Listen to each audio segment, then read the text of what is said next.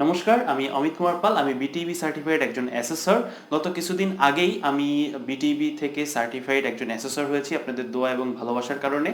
So এই assessor যখন আমি হয়েছি, অর্থাৎ যখন আমি কম্পিটেন্ট হয়েছি, তখন আমি ফেসবুকে এইটা শেয়ার করি। তো শেয়ার করার পর আপনারা অনেকেই সেটা দেখেন এবং আপনারা জানতে চেয়েছিলেন যে কিভাবে অ্যাসেসর হওয়া যায়, সেই প্রক্রিয়াটার মাধ্যমে, মানে সেই প্রক্রিয়াটা কিভাবে হয় সেইটা যেন আমি একটা ভিডিও ফর্মে আমি আপনাদেরকে জানাই। অনেকেই জানতে চেয়েছিলেন, অনেকেই কৌতূহল দেখিয়েছিলেন, কিন্তু সবাইকে আসলে কমেন্টের মাধ্যমে এই জিনিসটা বোঝানো সম্ভব ছিল না। সো অনেকেই রিকোয়েস্ট করেছেন যে ভাই তাহলে আপনি একটা ভিডিও টিউটোরিয়াল তৈরি করেন, একটা ভিডিও তৈরি করেন যে এখানে আপনি ডিসক্রাইব করেন যে আসলে এটার প্রসেসটা কি, কিভাবে আসলে এটা হয়। কারণ আপনাদের ভিতরে অনেকেরই আসলে ইন্টারেস্ট আছে, দেখলাম যে আপনারা অ্যাসেসর হবেন। সো সেই প্রসেসটাই আমি আপনাদেরকে আজকের ভিডিওতে জানাবো। সো হ্যালো বন্ধুরা, আমি অমিত আপনাদের সকলকে স্বাগতম জানাচ্ছি ট্রিপল লাভার পরিবারের আরও একটি নতুন এবং এক্সাইটিং ভিডিওতে।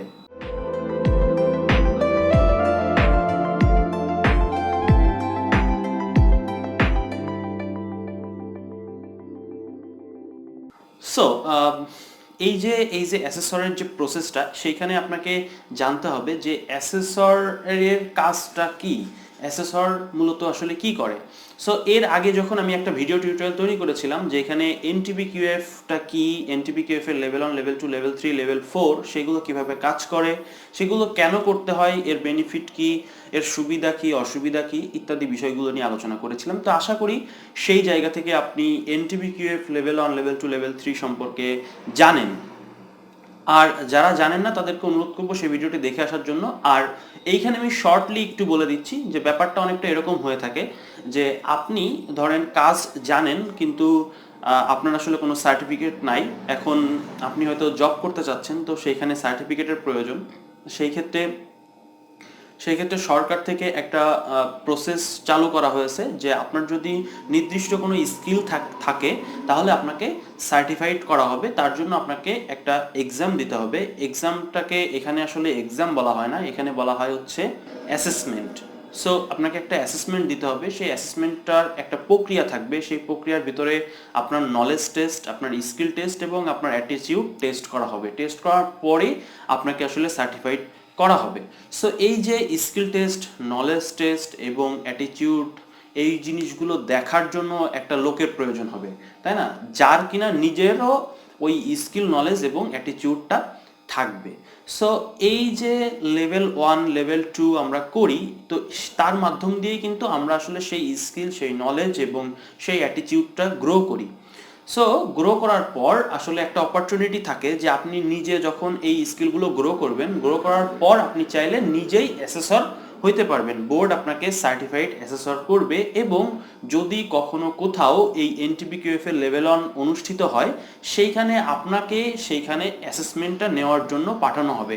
সো এই যে অ্যাসেসমেন্টটা নেওয়ার জন্য পাঠানো হবে, সেইখানে নিশ্চয়ই আপনাকে কিছু কাজ করতে হবে, নিশ্চয়ই আপনার কিছু দায়িত্ব থাকবে এবং আপনার কিছু জিনিস জানতে হবে, তা নাহলে আপনি সেখানে যে অ্যাসেসমেন্টটা নিতে পারবেন না। সেই জন্যই এইটার যে প্রক্রিয়াটা, সেটাই হচ্ছে মূলত এই অ্যাসেসরের প্রক্রিয়া। সো এই যে এইটাতে আসলে কারা অ্যাটেন্ড করতে পারবে, প্রথমে এই জিনিসটা ক্লিয়ার করাটা খুবই দরকার যে কারা অ্যাসেসর হইতে পারবে। সো অ্যাসেসর হওয়ার জন্য আসলে রুলস, এখন বর্তমানে যে রুলসটা আছে সেটা হচ্ছে যে আপনাকে মিনিমাম যে কোনো অকুপেশনের উপরে লেভেল 1 কমপ্লিট করতে হবে। মিনিমাম লেভেল 1 যে কোনো অকুপেশন বলতে আসলে বোঝানো হচ্ছে, যেমন আমি ইআইএম এর উপরে, যেমন electrical installation and maintenance occupation, অনেক ধরনের অকুপেশন আছে। যেমন সিভিল কনস্ট্রাকশন যদিও একটা মানে সাইট, তারপরে অনেক ধরনের অকুপেশন আছে। তো যে কোনো অকুপেশনের উপর মিনিমাম লেভেল 1 থাকতে হবে। আর দ্বিতীয় যে ব্যাপারটা সেটা হচ্ছে শিক্ষাগত যোগ্যতা লাগবে। শিক্ষাগত যোগ্যতা হচ্ছে minimum intermediate pass. So intermediate pass হইলেও হবে, আবার আপনি যদি ডিপ্লোমা পাস হন তাহলেও হবে, কারণ সাধারণত ডিপ্লোমা পাসকে ইন্টারমিডিয়েটের সমতুল্য আকারেই ধরা হয়। কারণ আমরা যারা ডিপ্লোমা করি তারা তো এসএসসি পাস করে এসে ডিপ্লোমা করি।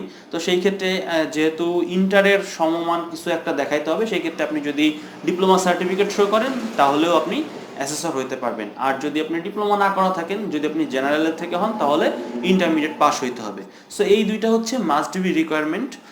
এই দুইটা থাকলেই আপনি কেবল অ্যাসেসমেন্টের জন্য বা অ্যাসেসরের জন্য অ্যাপ্লাই করতে পারবেন। এখন কথা হচ্ছে যে কিভাবে আপনি বা কোন প্রতিষ্ঠানের সাথে গিয়ে আপনি এই অ্যাসেসমেন্টটা দিবেন বা নিজে অ্যাসেসর হবেন। সো এই জায়গাটাতে আসলে দুইটা প্রক্রিয়া আছে। একটা প্রক্রিয়া হচ্ছে সরকারি অর্থায়নে বিভিন্ন প্রতিষ্ঠান সরকারি প্রজেক্ট পায় এবং সেই প্রজেক্টের মাধ্যমে সরকারি অর্থায়নেই আসলে এই অ্যাসেসর তৈরির যে প্রক্রিয়াটা সেই প্রক্রিয়াটা কন্টিনিউ করে। আর আরেকটা প্রক্রিয়া হচ্ছে যে বিভিন্ন প্রতিষ্ঠানের অনুমোদন থাকে অ্যাসেসরের, যে অ্যাসেসমেন্ট করানোর যে সিস্টেমটা সেটার অনুমোদন থাকে, তারা হচ্ছে নিজস্ব অর্থায়নে করে। অর্থাৎ ধরেন যে এখন বর্তমানে কিছুদিন আগে আমি অবশ্য যেটা করছি সেটা হচ্ছে সরকারি অর্থায়নেই ছিল, সেইখানে আমার নিজস্ব কোনো অর্থ খরচ করতে হয় নাই, সরকার থেকে অর্থ খরচ করছে। সো সেই সেই জিনিসটা সবসময় সব প্রতিষ্ঠানে থাকে না। যদি আপনারা কোথাও কোনো খোঁজ পান তাহলে সেইখানে সেইভাবে আপনারা করতে পারেন। আর যদি মনে করেন যে না, সরকারি অর্থায়নে কবে হবে না হবে তার কোনো ঠিক ঠিকানা নেই, তাও আপনি নিজস্ব অর্থায়নে করতে চান, সেই ক্ষেত্রেও আপনি কোনো না কোনো প্রতিষ্ঠানের সাথে যোগাযোগ করবেন এবং সেইখানে নির্দিষ্ট একটা ফি জমা দিয়ে আপনাকে হচ্ছে এইটা করতে হবে। সো এর পরের যে স্টেপ সেটা হচ্ছে যে আপনাকে সেই প্রতিষ্ঠান, অর্থাৎ সরকারি অর্থায়নেই হোক বা নিজস্ব অর্থায়নেই হোক, সেই প্রতিষ্ঠান আপনাকে 6 দিনের ট্রেনিং দেবে যে আসলে একজন অ্যাসেসর হিসেবে আপনার কোন জিনিসগুলো জানতে হবে, কোন কাজগুলো আপনাকে করতে হবে, কি কি জিনিস লক্ষ্য করতে হবে ইত্যাদি বিষয়গুলো আপনাদেরকে শেখাবে 6 দিন।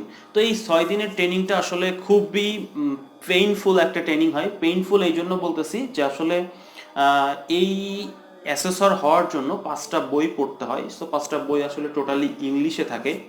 সো ইংলিশের উপরে টোটাল বইটা পড়তে হয়। এখন এই জায়গাটাতে আসলে পরীক্ষার যে প্রসেসটা সেটা হচ্ছে যে আপনার রিটেন টেস্ট হবে এবং আপনাকে ডেমনস্ট্রেশন করতে হবে।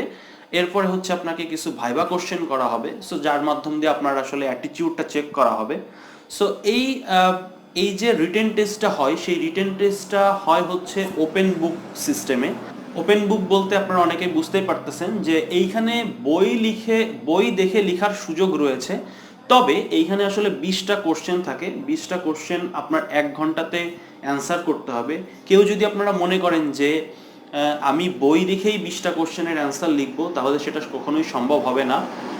এই কারণে আসলে বই সম্পর্কে একটা আইডিয়া রাখতে হয়, কোথায় কোন কোশ্চেন আছে, কোন কোশ্চেনে কি বলা হয়েছে। কারণ 20টা আমি যেহেতু নিজে পরীক্ষা দিছি, সো আমি সেই জায়গা থেকে সেই এক্সপিরিয়েন্স থেকে বলতেছি। যদি আপনারা কেউ মনে করে থাকেন যে না, যেহেতু এটা ওপেন বুক সিস্টেম এক্সাম, সেহেতু আপনি বই দেখে লিখবেন, 20টা কোশ্চেনের অ্যান্সার বই দেখে করবেন, তাহলে কিন্তু আসলে হবে না।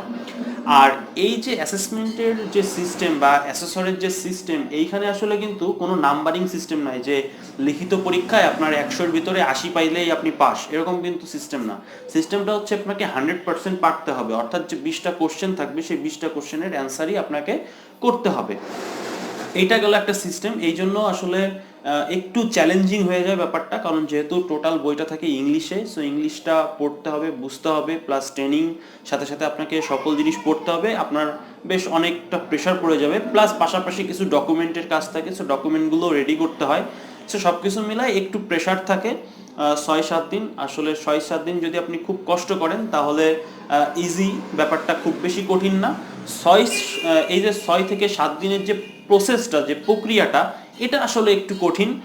এটার ভিতর দিয়ে যাওয়াটা আসলে একটু কঠিন, কারণ এই সময়টাতে আসলে মানুষের সাথে যোগাযোগটাও কমিয়ে দিতে হয়, কারণ সময়টা আসলে খুবই কম পাওয়া যায়। একদম ঝটপট করেই যেন সবকিছু হয়ে যায়, কারণ 5টা বই, আমি বললাম যে 5টা বই আমাদেরকে পড়তে হবে। সো সেই 5টা বই আসলে শেষ করা, প্লাস 5টা বই সম্পর্কে একটা সম্যক ধারণা রাখা, এটা কিন্তু মানে খুব একটা ইজি কাজ না। সো এইটা হলো রিটেন টেস্ট। আর ডেমনস্ট্রেশন হচ্ছে যে আপনি যখন একটা প্রতিষ্ঠানে অ্যাসেসর হিসেবে যাবেন, তখন সেইখানে আসলে আপনাকে কি করতে হবে, কি বলতে হবে, কি কাজগুলো করতে হবে, সেই সমস্ত কিছুই আপনাকে প্রেজেন্টেশন দিয়ে দেখাইতে হবে যে আপনি যখন একটা প্রতিষ্ঠানে গেছেন তখন আপনার কোন কোন কাজগুলো থাকবে, সেটা একটা আপনার কি বলে প্রেজেন্টেশনের মাধ্যমে দেখাইতে হবে। সো এই গেল হচ্ছে ডেমনস্ট্রেশন পার্ট। সো ডেমনস্ট্রেশন নিয়ে আসলে খুব একটা চিন্তিত হওয়ার কিছু নাই, কারণ ডেমনস্ট্রেশনটা একটু প্র্যাকটিস করলেই হয়ে যায়, প্রসেসটা একটু মনে রাখলে হয়ে যায় যে এইটার পরে এই কাজ, এটার পরে এই কাজ, এটার পরে এই কাজ। আর থার্ডলি যেটা সেটা হচ্ছে ওরাল কোশ্চেনিং থেকে আসলে ভাইবা কোশ্চেন করা হয়, যে এইগুলো রিটেনে একটু সমস্যা থাকে, মনে হয় যে অ্যাসেসর যে আসলে ক্লিয়ার হচ্ছে না, আপনার হয়তো বা আপনি যেটা লিখছেন সেটা হয়তো অ্যাসেসর ক্লিয়ার হচ্ছে না, সেইটা থেকে কিছু কোশ্চেন করা হয়। এছাড়াও হচ্ছে যেটা আপনার পড়ানো হয়েছে টোটাল ওভারঅল আপনি যে লিখিত পরীক্ষার জন্য যেটা করছেন বা ডেমনস্ট্রেশনের জন্য যেটা করছেন সেইখান থেকে আপনার কিছু কোশ্চেন আসলে জিজ্ঞাসা করা হবে।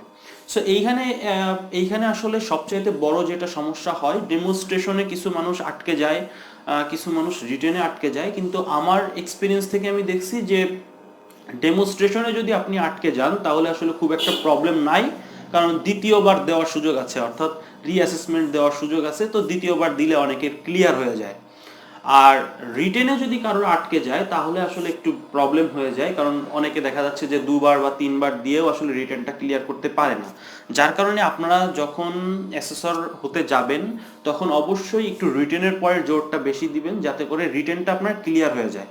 কারণ এই যে সিস্টেমটা এখানে কিন্তু আপনার সাধারণত দুইটা জায়গায় আসলে মানুষ ফেল করে, এক হচ্ছে রিটেনে আর এক হচ্ছে ডেমনস্ট্রেশনে। সো রিটেনে যদি আপনি ফেল করে যান তাহলে আসলে খুবই কষ্ট, কারণ রিটেনে পাশ করাটা পরবর্তীতেও কষ্ট হয়ে যায়, কোথা থেকে কোশ্চেন আসবে, কতদিন পরে আপনি এক্সাম দিবেন না দিবেন সেটা নিয়ে আসলে কোনো গ্যারান্টি থাকে না।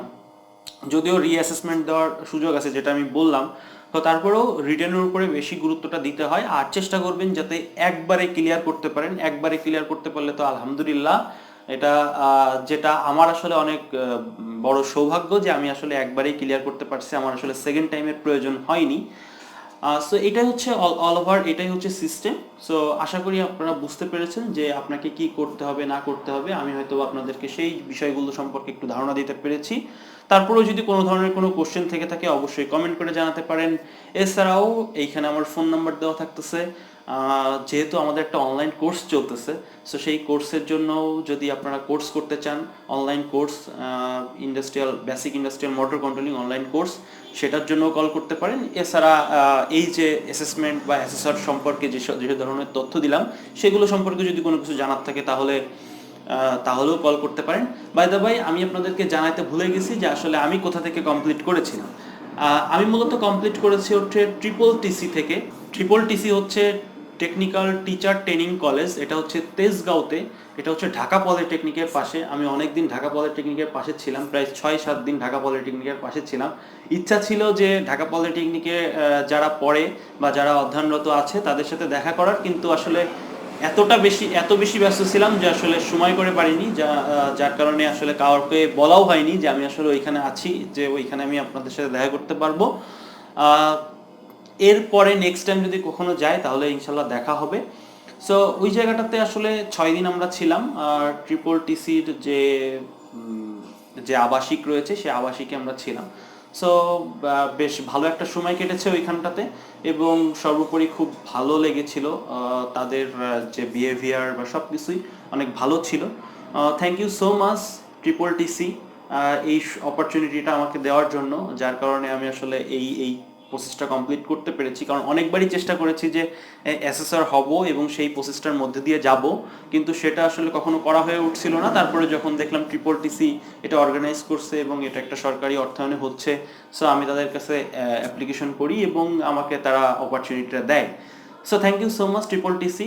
সো আশা করি আমি আপনাদেরকে যে বিষয়গুলো বলার চেষ্টা করেছি সেগুলো আপনারা বুঝতে পেরেছেন, এবং তারপরেও যদি কোনো ধরনের কোনো সমস্যা থাকে তাহলে অবশ্যই কমেন্ট করে জানাতে পারেন, অথবা আমাকে কল করে জানতে চাইতে পারেন আপনার যত ধরনের কোশ্চেন আছে সেইগুলো।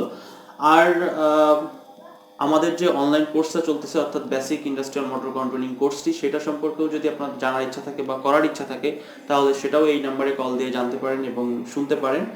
আর আপনাদের সাথে হয়তো বা দেখা হচ্ছে নতুন কোনো টিউটোরিয়াল নিয়ে বা নতুন কোনো ভিডিও নিয়ে। সে পর্যন্ত সকলে ভালো থাকবেন, সুস্থ থাকবেন, সাবধানে থাকবেন।